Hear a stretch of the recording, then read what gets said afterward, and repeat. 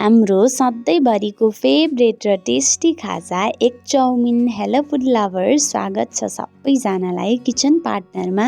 आज चाहिँ म एग चाउमिनको रेसिपी लिएर आएको छु, बनाऊ है त।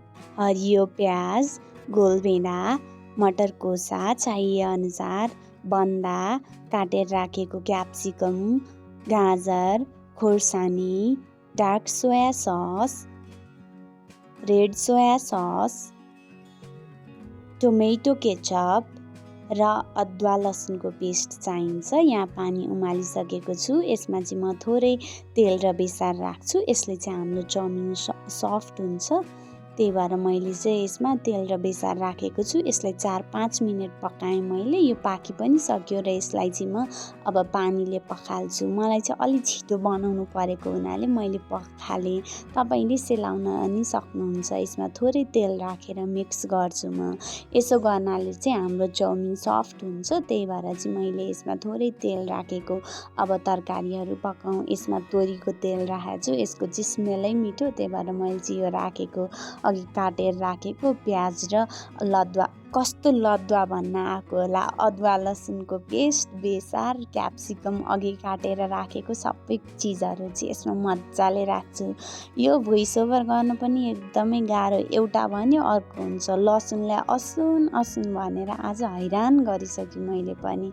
अब यसलाई चाहिँ म हल्का ब्राउन हुने गरी चाहिँ यसलाई पकाउँछु। गाह्रो छ हो, भिडियो पनि खिच्नु छ, भोइस ओभर पनि गर्नु छ, गाह्रो छ हो मलाई पनि। यसलाई चाहिँ म हल्का डार्क ब्राउन भइसक्यो। यसमा मटर कोसा एड गर्छु।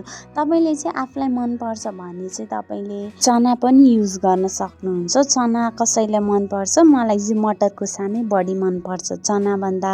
त्यही भएर मैले चाहिँ मटर कोसा नै युज गरेको। प्रायः जस्तो म चाहिँ मटर कोसा नै रुचाउँछु।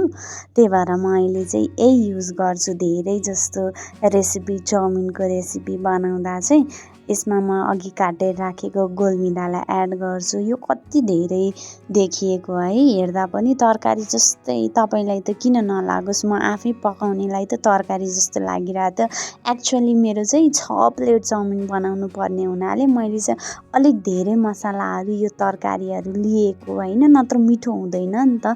अब यसमा चाहिँ म अघि बोइल गरेर राखेको चाउमिन पनि एड गर्छु। आमामा कति धेरै चाउमिन भने म त हालेको किनकि यो चाहिँ एकदमै धेरै भएको कारणले चाहिँ मैले तरकारीहरू पनि अलिक धेरै लिएको। अब यसलाई चाहिँ म मिक्स गर्छु। खासमा त तपाईँले यसमा सस एड गरेर चलाउँदा पनि हुन्छ, यो चाहिँ फरक पर्दैन। यसलाई म मिक्स गर्छु अनि चाहिँ यसमा म डिफ्रेन्ट काइन्ड्सको ससहरू चाहिँ एड गर्छु। अघि मैले देखाएको थिएँ नि, dark soya sauce, red soya sauce अनि टोमेटो केचप हो, त्यो सबै एड गर्छु र त्यसलाई पनि मिक्स गर्छु।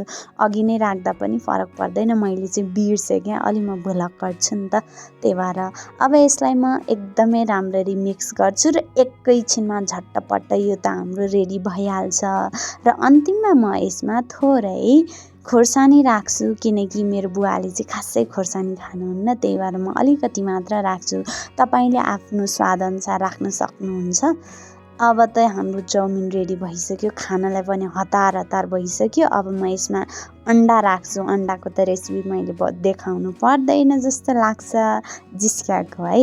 यसमा म अन्डा एड गर्छु र यो रेडी भइसकेको छ अनि इट्स लुकिङ भेरी डेलिसियस होइन, खानको लागि। लास्टमा मैले अलिकति प्याज पनि राखेँ, गार्निस गरेँ। म चाहिँ अब यसलाई खाएर टेस्ट पनि गर्छु। I hope you will try this recipe at home. Happy eating every one.